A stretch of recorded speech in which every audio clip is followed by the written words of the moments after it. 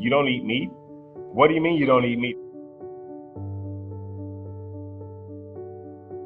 Hi, I'm Leila Tehran. I'm an Iranian living in London, and I have been vegan for over 6 years.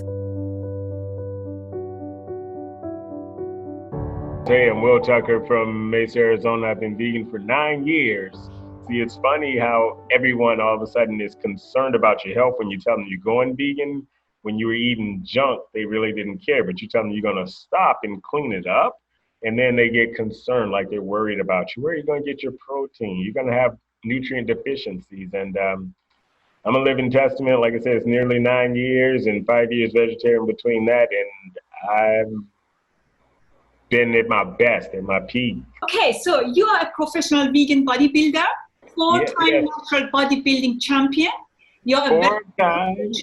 I like to say I'm retired now, having actively competed since 2015. and you're a wellness coach, personal trainer, and you're America's vegan trainer. I originally started competing when I was vegetarian, and I did compete as a vegetarian. I did okay, second, third place in a couple shows, but after I turned vegan, that's when I won my first pro card and went on to win 3 more natural bodybuilding titles as a vegan. Weren't you worried that your performance is going to suffer? Weren't you concerned? Absolutely. I mean, people thought I was insane, in the gym. I mean, it was already bad enough being a vegetarian, and, I tell that to all these big meat-eating guys. No, you don't eat meat? But then they look at me and say, well, you still have a pretty decent physique. But people thought that I would either lose muscle mass or get weak. Actually, prior to even going vegan, I was kind of concerned about it. I had the idea in my mind I wanted to ditch the dairy and the eggs. And I stumbled upon a book by a good friend of mine, Vegan Bodybuilding and Fitness. I saw that in a bookstore, and I was like, I'm not alone. I'm not a unicorn. There are vegan bodybuilders out there. So I did my research. And like I said, October 1st, I stopped with the dairy and eggs. And probably 6 weeks later, I went on to win my first bodybuilding shows. More and more competitive world-class athletes thrive on whole food plant-based diets. If they can get enough protein, the average person who may exercise a few hours a week can get enough protein. There are 20 amino acids that function as building blocks of protein. Now, out of 20, 9 are essential, meaning that our body cannot make these 9 essential amino acids ourselves. So we have to get it from food. The interesting thing is, other animals don't make these essential amino acids either. In fact, all essential amino acids originate from plants and microbes. And all plant proteins are complete, having all 9 essential amino acids, although they exist in varying proportions when compared to animal proteins. But that doesn't diminish the completeness of plant proteins. Now, it's true that some plant proteins are relatively low in certain essential amino acids when compared to animal proteins. For instance, proteins from plant food groups generally have lower concentrations of a couple of essential amino acids like lysine and leucine. Fruit and legumes are relatively low in sulfur-containing amino acids, methionine, which is essential when compared to animal proteins. But should we be concerned about essential amino acid imbalances from plant proteins? The answer is absolutely no. Hi, my name is Alvin. I'm from Stevenage in Hertfordshire, and I've been a vegan for 3.5 years now. I'm originally from Sierra Leone, which is in West Africa. And I'm Sinem. This is my husband, Alvin. I'm also living in Stevenage in Hertfordshire in the UK. I've been vegan for almost 4 years next month, and I'm originally Turkish.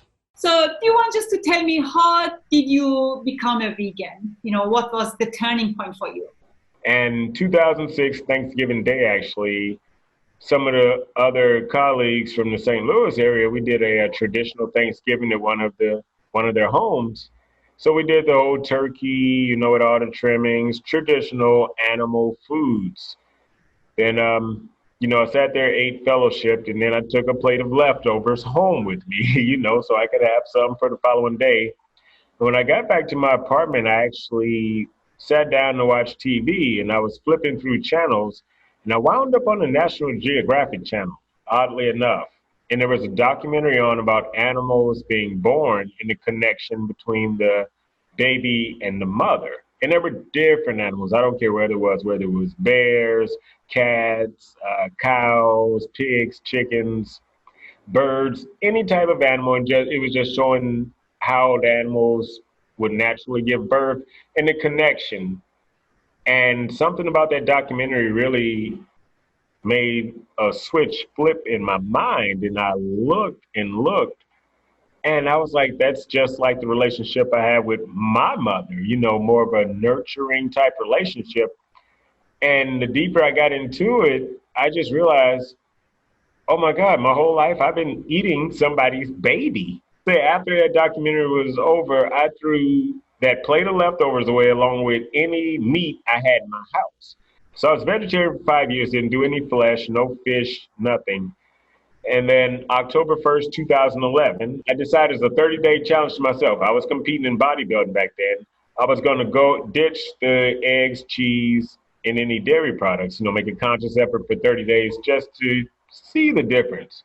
2 weeks in, immediately I felt the impact on my recovery from my workouts and everything, how it was minimized or barely any at all. And 2 weeks in, I was just like, that's it, I'm sold. And I haven't been back since. How did actually your family react when you said, you know what, I'm going to ditch meat, I'm not going to have any more animal products?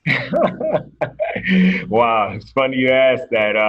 With vegan, they usually picture automatically this skinny, white, hippie, long-haired, tie-dye T-shirt person, and they think it's a white thing. That was one thing that I really got hit with, back in the years when I first transitioned, especially full-on vegan from vegetarian, is that, oh, you're doing this white thing. I'm like, consuming fruits and vegetables is a white thing? But yeah, I got a lot of ridicule when I actually first went vegetarian. It was almost as if I had this major secret, and I like to always joke about it, say like I was coming out of the closet to tell my family I was gay or something. It was this big reveal, and it was actually a gathering at my aunt's house. And like you mentioned, food is such a social aspect, and in the Black community, it definitely is. And they had all this food and meat, and I just said, I don't eat meat anymore. At this time, I was a vegetarian. I was still doing, like I said, the eggs and dairy and cheese. And it was like this hush fell over the room, and everybody's like, you don't eat meat? What do you mean you don't eat meat? It was almost as if I insulted them. And then I have an aunt that's been a nurse like 30 plus years. And of course, she was the one. Well, where are you going to get your protein? and like she was truly concerned about me starting to have health issues. So I asked my aunt, I said, well, you've been in nursing for 30 plus years.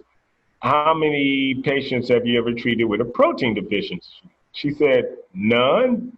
I said, well, how many have you ever treated for heart attack, stroke, high blood pressure, diabetes, things that are directly attributed to overconsumption of animal products? And she said she sees them every day. And then the light bulb finally went off in her mind.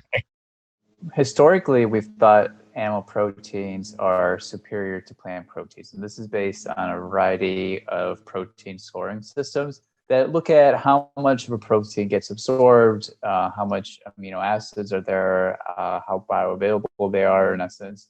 And that was useful perhaps 100 years ago when people were having nutritional deficiencies. But now in many places across the world, including developed and even developing countries, the issue isn't so much being nutritionally deficient in protein, but actually having protein excess. So now we're reframing it. Should we have a different way of measuring protein quality in the 21st century based on the fact that so many people have these chronic diseases or lifestyle diseases from both calorie excess and from consuming unhealthy foods, including unhealthy proteins.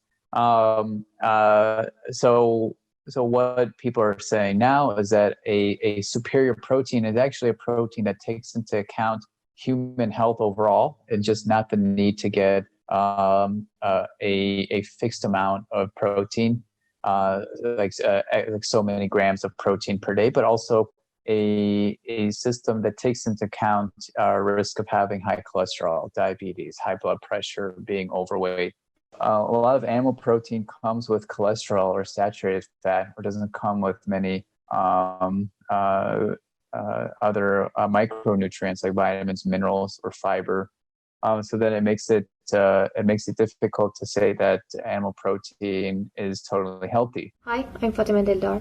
I'm a nutrition student at Ahvaz University of Medical Sciences in Iran, and I've been vegan for almost 7 years.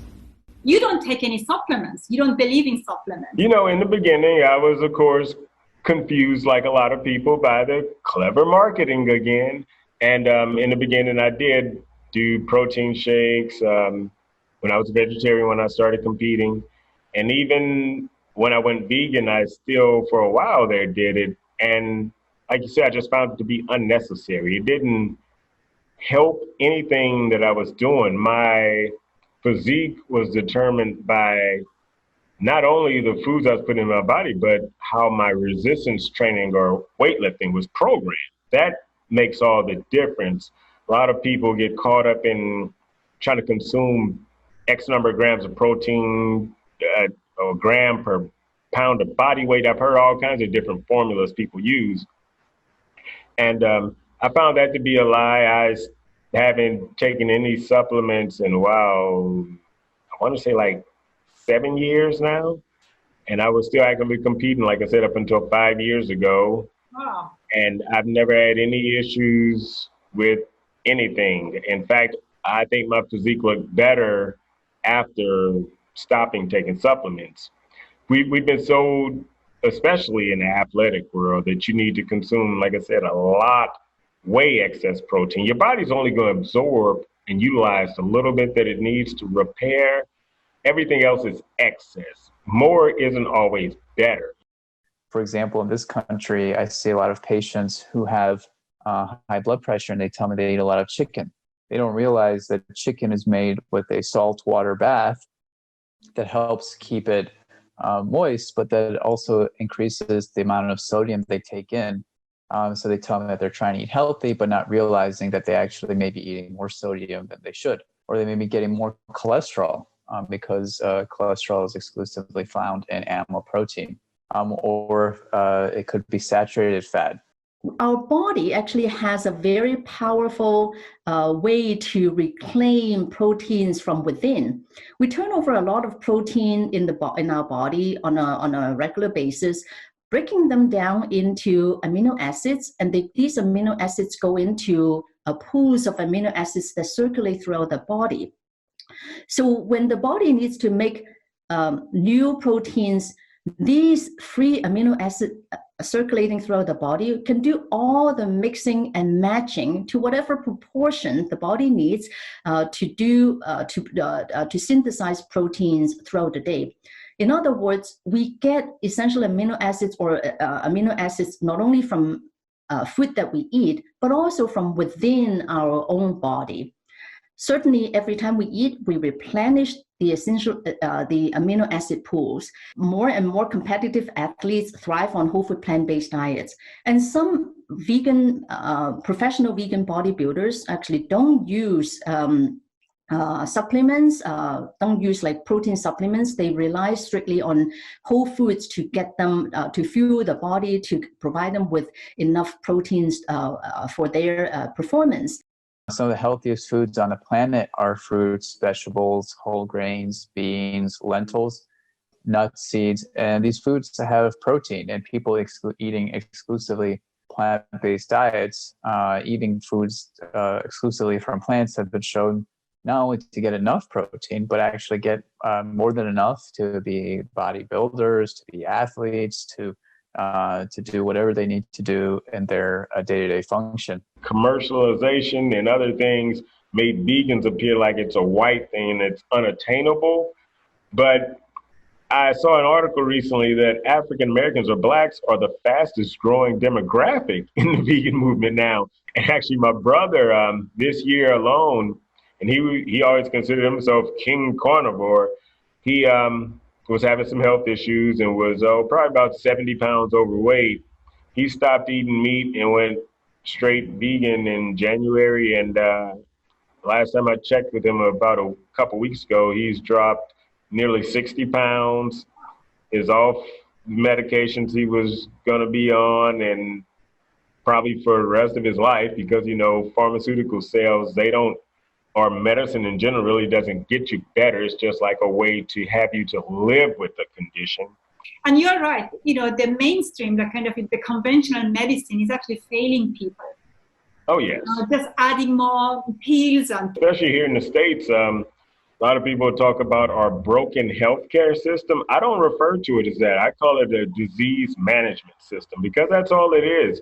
You come to your doctor with this condition, they're going to write your prescription, and typically you're going to be on 2 or 3 more, because they never address nutrition or root causes. They just try to give you something so that you can get by your life. And then next thing you know, you have, you know, a cocktail of prescription meds that you have to take every day, 2 or 3 times a day. And do you really want that quality of life? Climate isn't going to be on the top of somebody's mind when they're, like I mentioned, being oppressed and feel hopeless and have no way out. The thing that's tangible again that they feel when they get out, when they wake up in the morning, they know how they feel. They know that if they have to go in that medicine cabinet and take a handful of pills, they know that their health is failing them. The things that are associated with diabetes, you know, the swollen ankles and, you know, possible amputations, the high blood pressure, the obesity, not feeling good, being out of breath, they feel that. So I want to reach there, because, I mean, it's my background, it's my specialty for one. And then if you can take how they feel and make them feel better, they will say, this guy is trying to help me. And then I think I'd get an ear, and they're like, okay, so what should I do? You know, I think most people would be interested in their health, because I'm in a Facebook group with high school classmates, and so often I see people posting about their health challenges. Unfortunately, I've seen a lot of classmates are lost over the years while just being a member of this group, and people are unhealthy.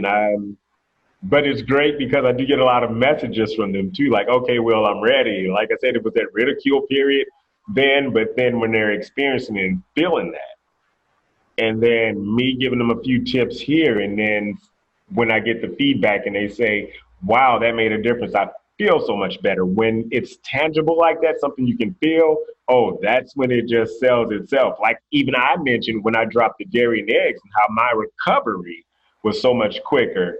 Feeling it and having that tangible asset, it just takes off from there. So the problem is in some communities, and I think it is the same in the US, it is actually much cheaper to eat processed food than, you know, fruits and vegetables. It's much cheaper to go out to McDonald's and feed, I don't know, a family of 5 than actually go and buy fruits and vegetables and feed the same family. If you go to McDonald's, you can get something off the dollar menu. However, to get an apple, especially in the inner cities where in food deserts, if we touch on social justice again, where there are no healthy options, if you go to your little corner bodega or store, you're going to pay, you know, a few bucks for an apple, but you can get this bag of chips or box food I use that term loosely, made in a factory, not from the earth, man-made for the most part, for, you know, $1 or less. And it's an easy choice when you're working on a budget. You're going to get the not healthy factory made thing because of the cost. You know, when you look at the cost of that apple versus that processed food, and you have a very limited income, you're going to make the less economical choice. However, it has that impact on your health. And then again, you're only contributing to those factors that keep that food coming into those communities because you're buying it, and it's creating that demand for it, as opposed to the apples or fruits and veggies, which are highly overpriced because of the fact it's almost like exclusive because of the food desert situation where there aren't healthy options. So if there's someone that has that, they're gonna, you know, unfortunately charge 3-4 times as much to get it. And like you mentioned, how a lot of white vegans are like, oh, it's affordable, it's this and that. yeah, you could probably get a pack of beans or rice or something, but you know, nobody wants to eat that every day for every meal either. We don't want to eat rice and, you know, grains all the day. You know, we still want to enjoy our food. And I think that is the real challenge, actually, to give them ideas, you know, how they can make their foods vegan and affordable. I think that is a real challenge. And we cannot get away by just saying, oh, it is the mock meats, don't have them. They play a role when you have those hardcore carnivores. Like I mentioned, my brother earlier, he does some of the mock meat products, which helped him transition. And his wife is a fabulous cook, and he dabbles in the kitchen a little bit. So she creates these more elaborate plant-based meals. And I mean, I see some of the pictures. I'm like, wow.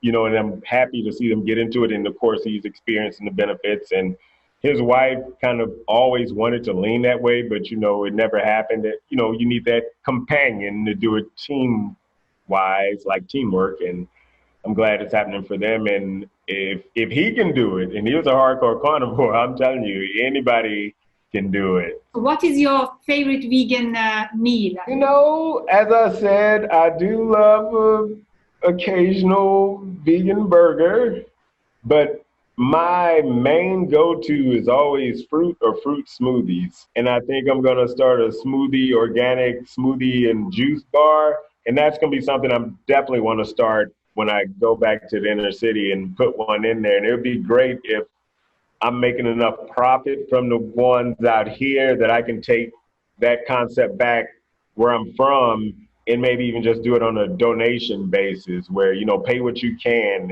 Got to go straight to that health because, it's something that they feel and experience every day. And as you mentioned, it doesn't take long to feel the opposite effect of feeling bad. And the thing is, people never know how good they feel because they think they have good days and they think they feel good until they drop the animal products and change their lifestyle. They're like, wow, now I really feel good. But I do like my vegan burgers.